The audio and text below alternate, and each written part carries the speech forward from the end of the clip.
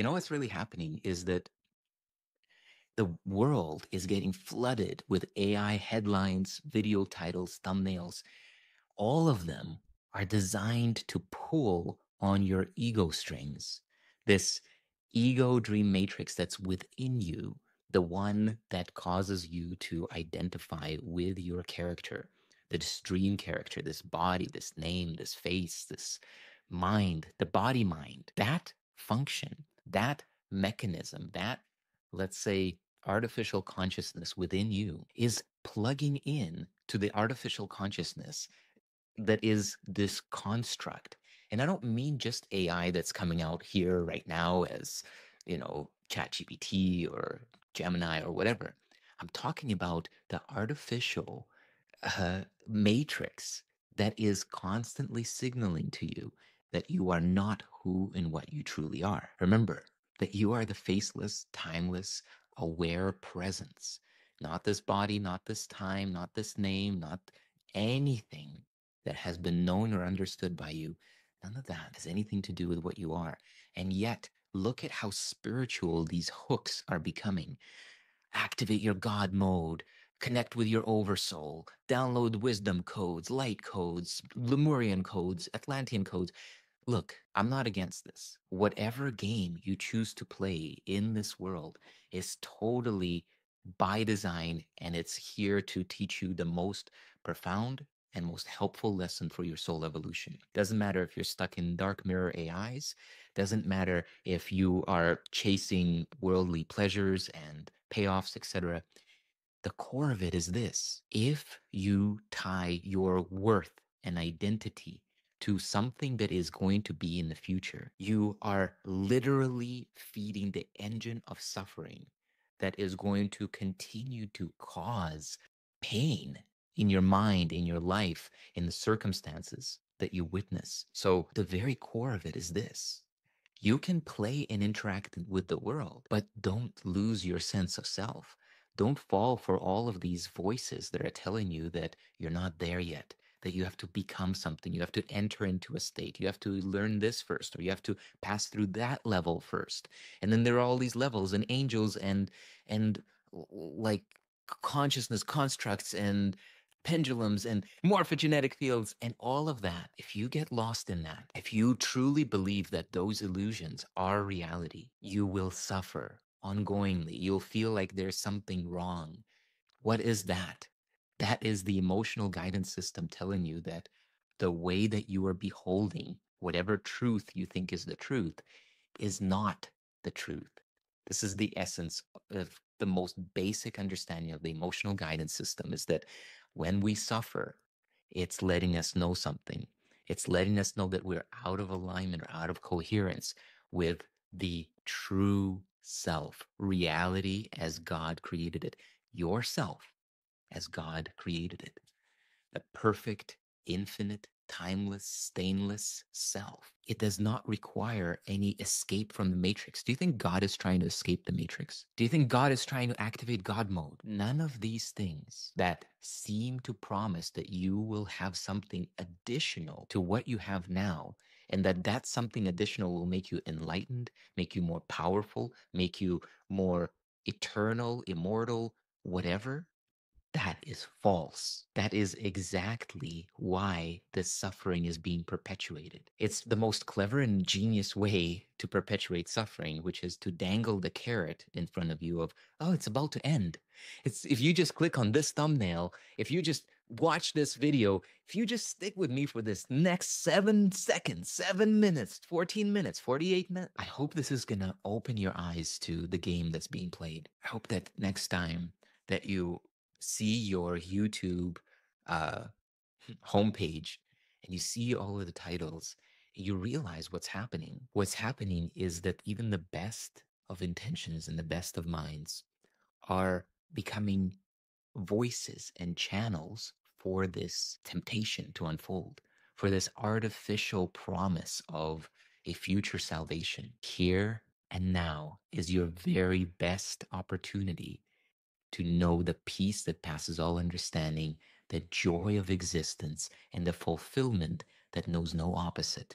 If not here and now, If not by the grace that is present only now, how could you possibly discover what is completely free of levels, of progress, of trying to get somewhere, free of becoming? That being, that sense of peace, that sense of deep completion, like I need nothing. That is exactly what you're looking for.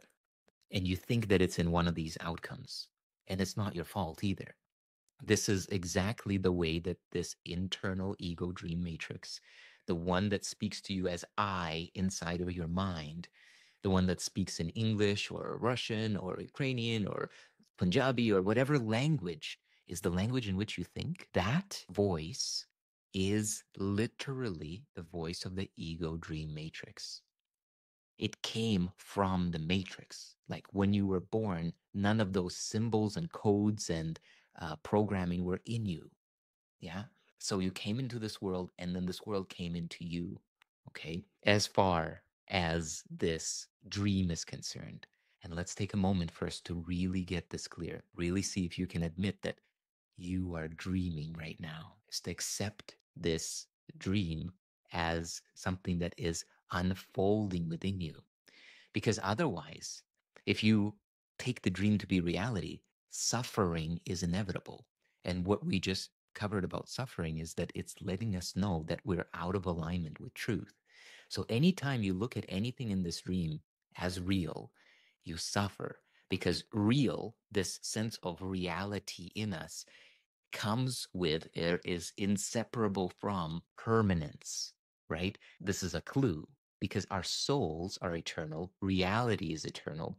And so, whatever we attribute reality to, there is this innocent mixing whereby we look at that and now we think that it is permanent, right? If any one of your problems in your life, if you were looking at them and you just like the most blatant, obvious thing in your mind was this problem is about to disappear. It only appeared to disappear. It's about to disappear. It could be today, it could be tomorrow. It's going to disappear like every one of the other problems that I've just been in this deep struggle with. All of them are gone. You remain. All problems have been gone. So every one of them is the same. And yet, because we automatically, unconsciously, and unquestionably attribute the quality of reality to these problems, we experience them as permanent. And as we experience them as permanent, they, because we continue to feed them with our attention and intention, they continue to grow and sustain in our reality until something knocks us out of that focus on the problem and we suddenly something releases. Oh, wow, what, it resolved itself. So there is nothing that you actually need to do, that you as this beingness, the true self that you are, there is no salvation for you to seek. There's no enlightenment for you to seek. I'm not saying that this character is not going to go on a journey and you're going to learn and experience the ineffable experience of whatever this journey has in store for us, but it doesn't add a single bit to who and what you are.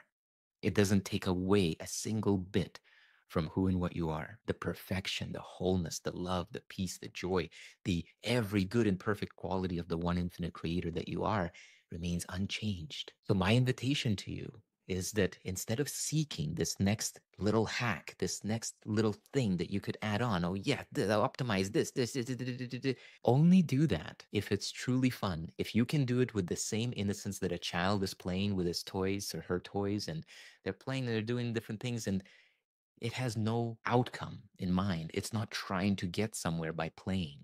Or like a dancer on the dance floor, just lost in the reverie and the music and the beats. Or like an artist painting a painting, not commissioned, not paid, but just painting it out of the expression of the soul, just wanting to express that imprisoned splendor, right? So you will always have more to express. That doesn't mean that you're incomplete. That doesn't mean that that needs to be any particular kind of way so that you're valuable, so that you are approved of, so that you are okay, so that you can be at peace. It's just such that you are a suchness that is going to continue to unfold the infinity of creation. So enjoy it. There's nothing else that you need to do. There's no need to seek any kind of identity or completion in the horizontal timeline. It's impossible to find it there. Even at the end of every possible process, let's say you went through all of the levels, let's say you went through all the 33 degrees of the Masons and you learned all the cool wisdom and techniques and mind mastery and whatever. Are you going to be feeling complete at that point? Blissful, complete, just carefree? Or are you going to be more serious than ever, thinking that levels are real, thinking that progress is real, thinking that you need to get somewhere so that you can finally be the promised thing you are already at, already perfect, already here, already complete? Just like a flower, like a rose, let's say when it's in its bud, it's not an incomplete rose. And it opens a little bit, it's not an incomplete rose. When it becomes this full blossom, it's not complete rose then. And before it wasn't, and now it reached that status, that state, and now it's done, and now it falls apart, and now it's gone. And at every one of those stages, it's a perfect sculpture of what a rosebud is, of what a half opened rose is, of what a rose in bloom is, and what a dead rose is when all its petals have fallen off. Each one of those are complete and beautiful, perfect experiences, just like the arc of the sun. As it moves across the sky, it's not any better at noon than it is at sunset or sunrise. This is all the illusion of the mind of judgment. In that mind of judgment, the one that has eaten of the knowledge of good and evil, the one that is so wise now that it's sitting there and saying, this is good, this is evil, this is good, this is evil. That thing in here, that thing is not your friend. And the more that you can learn to witness it as a childlike, innocent, completely unattached to reality type of presence, the more that you can learn to bypass it without getting into fights with it. This is not a game of killing your ego, suppressing your ego, fighting your ego. This is a game of recognizing what ego is. It's clueless. It's clueless about the nature of reality, and it has its own version of reality in which it must survive and must get stronger than others, go up levels, and just like become the little god of its little kingdom and constantly at war and in tension and competition and comparison to everybody else, to all the other ones who try to dominate this same little kingdom. That game is a delusion happening in the mind of this deluded, separate, apparently artificial like projection of creation, which has no life of its own. You have life, you have the eternal flame within you. And so you can most definitely just witness and watch. This is why all the great teachings, all non duality teachers are just saying, witness, just watch. Don't get involved, don't participate. Just watch the antics of the mind and realize that's not you. It's that little kid who's scared that, he has no knowledge, no sense of what reality and God's creation really is. And so it's just this little baby like thing that is conjuring up its own world, trying to stay safe, not recognizing its own imaginations, its own imaginings as illusions, thinking that they're realities coming at it. This is the crux of it all. Every time you chase something that is promising you a future relief, a future outcome, a future happiness, a future salvation, a future anything, take a deep breath, let it go, and realize that following that voice can only guarantee one thing, that you will suffer, that you will lose touch with peace, joy, and love, and that you will get serious and start to go down a path of seeking something that does not exist. You leave what truly is the reality of your own being, the breath, the consciousness, the awareness here and now, for an illusion that appears to be something better. There's nothing better. There's nothing better than radically and fully accepting the here and now as the one and only reality and relaxing so deeply that the peace that passes all understanding is as obvious as your own hands in front of you. You're like, oh my God, it's always been here. I've just been listening to all these voices. So as we wrap this up, I want to give you a quick exercise. If you want to tap into this stillness, right? Maybe you haven't spent hours and hours of meditation or you're activated and agitated and you're like, oh, I can't meditate. Here's what you do. Follow me here. So I want you to take a deep breath, close your eyes as you let it go. And in front of you, I want you to envision a wall. Let it be just like a white infinite wall, kind of like in the Matrix, just going in every direction, up, down, to the sides. You stand in front of it. And as you look again, you see that on this wall, there are many doors. They are like doors or cupboards or portals, whatever your imagination resonates with. But see there being openings with doors. So these openings can be closed, and now you may look upon it, and it can look like locker rooms, it can look like kitchen cupboards. Every one of those openings, every one of those doors present a topic in your mind, in your life. So there's ones for your spouse and your work, and you have ones for spirituality and meditation and different topics that you're interested in, and maybe like AI or crypto or writing or art or whatever it may be. So with your eyes closed, allowing yourself to relax and witness this, just notice there is a opening here for everything, every person in your life, every topic that you are interested in, everything that you're considering and contemplating, every problem that you have is here. And you can notice that many of the doors are open, some are closed. What I want you to do now is recognize that this is your mind and it is under your command. So I want you to put your hands out like this to feel as if you are commanding all these doors, and just say now to yourself in your mind or you out loud if it makes sense to you, all doors shut, all doors shut. And just literally, you can even move your hands and just feel them. Feel all of them closing, closing, closing one by one, all at once. All doors shut. And now hold your hands out and keep them closed. So now no more thought streams are coming in through any of those doors. No more words, no more symbols. Nothing is coming through. All doors shut. And just notice for these next 30 seconds what's unfolding.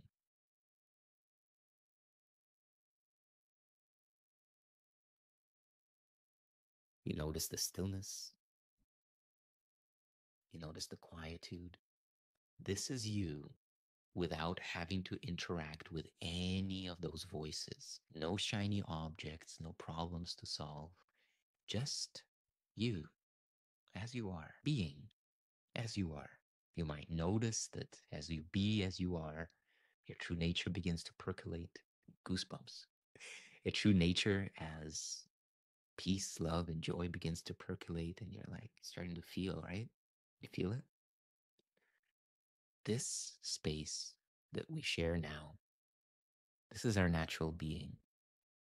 You, whenever you want to interact with any of those doors, any problem that you want to solve, any subject you want to contemplate, do that consciously.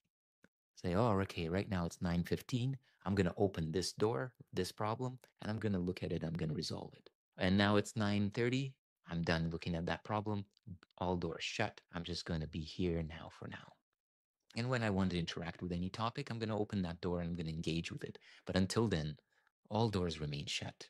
And my attention is free to just bathe in this here and now, in these frequencies of stillness and silence and true self and spaciousness. And we can live our lives this way. We don't have to chase God mode. We only have to pause long enough to allow it to reveal itself. That which is always, that which is forever, that which is eternal, that which is omnipresent is here and now and where you are. And it is bound to reveal itself if you allow your attention to be available for it. Yeah, making yourself available for it. I truly hope this has served you. You don't need any hacks. You don't need any states. You don't need any modes. The more that you allow yourself to drop all of these future promises, outcome based enlightenments, the more you realize that you have all that you need forever and always, and it's just here and now. All right, I'd love to hear from you.